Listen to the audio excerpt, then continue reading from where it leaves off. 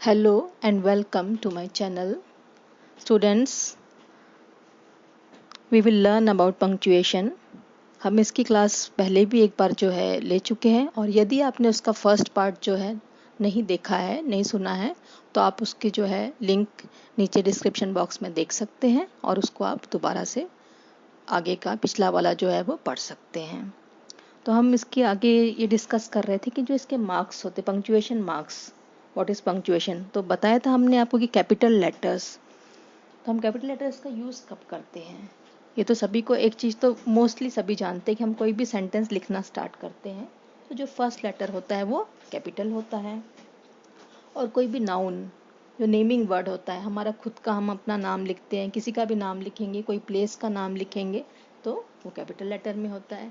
इसी तरह कोई मंथ का नाम लिखें या फिर वीक का, तो वो भी ट्यूसडे लिख रहे हैं तो टी उसका ऐसा लिखते हैं।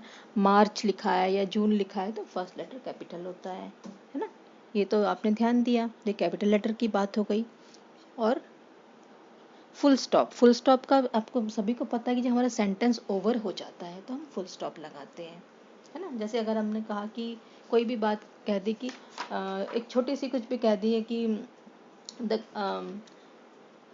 द स्टार्स आर शाइनिंग, जैसे एग्जांपल दिया था मैंने, तो शाइन ये बात हो गई तो वहाँ पे हम लगाएंगे फुल स्टॉप, छोटा सा जो डॉट, हिंदी में पूर्ण विराम कहते हैं, दैट इज फुल स्टॉप।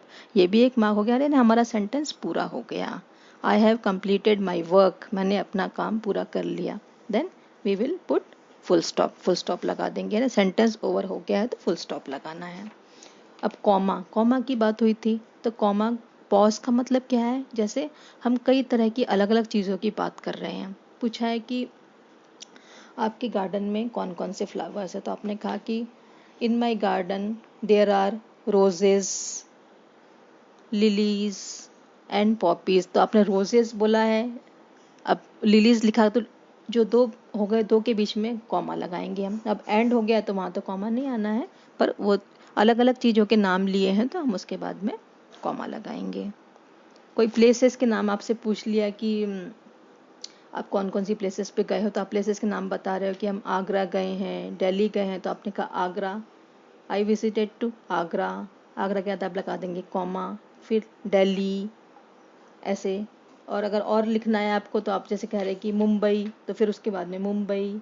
और अगर आखिरी में जो लिखा उसके पहले तो अपन एंड लगा दे, तो वहाँ कॉमा की ज़रूरत नहीं है। तो अलग अलग चीज़ों के पास में अपन कॉमा लगाते हैं। कई बार अपन जैसे कि किसी ने, हमने शॉर्ट में आंसर दिया यस इट इज़, नो ऐसे करके हमने कह दिया, या यस ऐसे, तो उसके बाद भी कई बार हम कॉमा लगा कर बोलते हैं, ठीक है। और क्वेश्चन मार्क तो सभी को पता है, हमने कोई भी क्वेश्चन पूछा है तो वेयर आर यू गोइंग हमने पूछा है, तो दैट इज देन हमको उसके बाद में क्वेश्चन मार्क लगाना है, क्योंकि जो चीज़ हमने पूछी है, किसी सवाल किया है, तो क्वेश्चन मार्क तो आना ही आना है। और एक्सक्लेमेशन मार्क की बात हुई थी कि कोई भी दुख वाली बात है, आश्चर्य वाली बात है, तो ऐसे के आगे एक्सक्लेमेशन मार्क लगता है।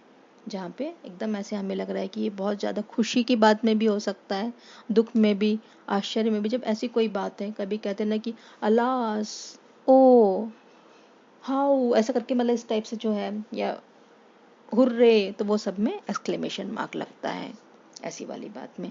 और कॉलन, जो जिसमें 2 पॉइंट होते, वो तो हमने आपको बताया ही था कि अगर किसी के डायलॉग है, कोई ड्रामेटाइजेशन, आप अपनी कोई स्टोरी देखेंगे जिसमें रोल प्ले है, तो उसमें आप जरूर देखेंगे किसी का नाम लिखा है, उसके बाद में 2 डॉट रखते हैं, तो दैट इज कॉल्ड कॉलन, वो कॉलन कहलाता है।